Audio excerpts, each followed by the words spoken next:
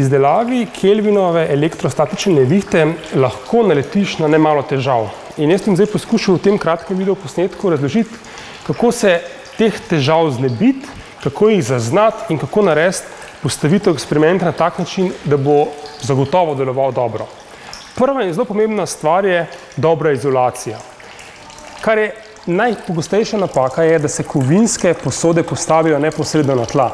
Žal, večina talnih oblog ni dovolj dober izolator, da bi preprečila potek naboja kar neposredno po tleh.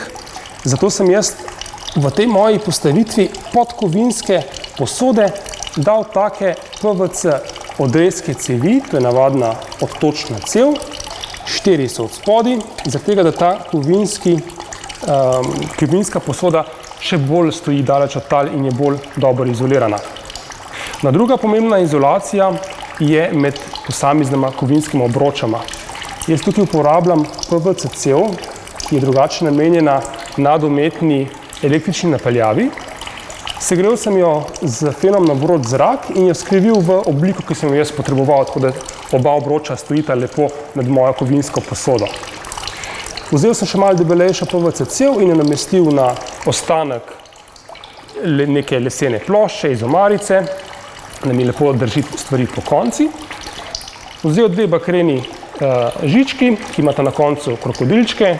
Ni nujno, da so na koncu krokodilčki, jaz lahko čist navadno žico vzamem in jo lepo prilepim na mojo kovinsko posodo, ampak tako je majčkeno lažji rokovati z mojo postavitvijo.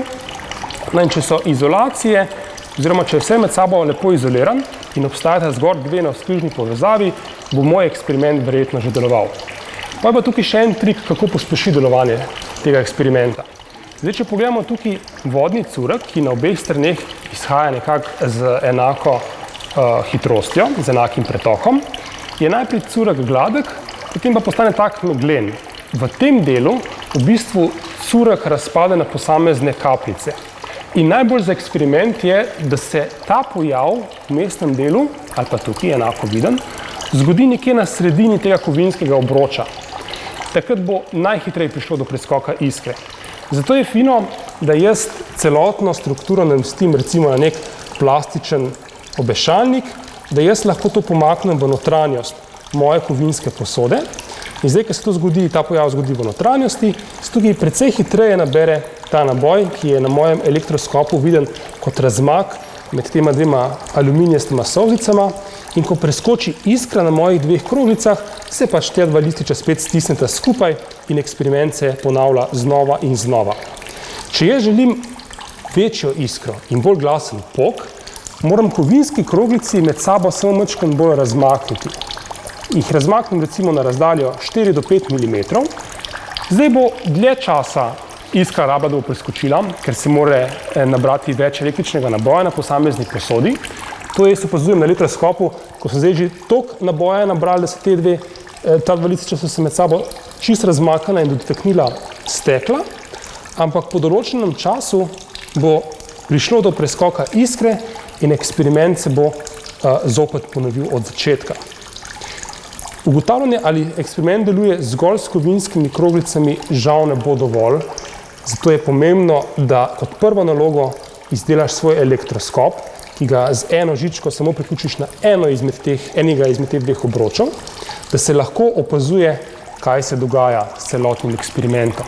Če grem jaz s kroglicama spet majčkeno bolj skupaj, se bo iskra zgodila še prej. In ko preskoči iskra, se bo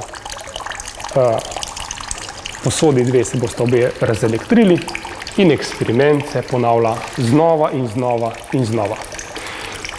Kakšne obroče jaz tukaj izberem, kakšne kovinske posode najdem, je stvar izbire, ki jo imam pri roki. Namesto teh okrasnih kovinskih košev lahko uporabljam navadno kovinsko posodo za kuhanje. Namesto 2 namenskih kovinskih obročev lahko uporabim konzervo, ki jo odrežem tako vrh kot dno. In namesto posebnega rezervoarja za vodo s pipo lahko jaz uporabljam navaden plastičen vrč, ki mu na dnu izvrtam luknjico in skoznjo napeljem mojo gumijasto cevko. Če 2 curka nista enakomerna, nista enaka, lahko jaz z mojo kovinsko spono in M3 vijakom ter matico to ustrezno in dost enostavno popravljam.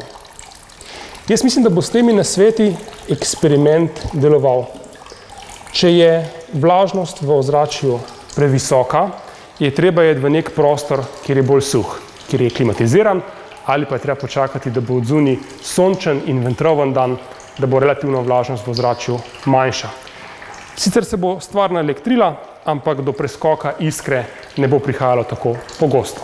Upam, da ti bo eksperiment ravno pravšnji izziv in predstavljal dovolj zabave pri poustvarjanju Kelvinove elektrostatične nevihte.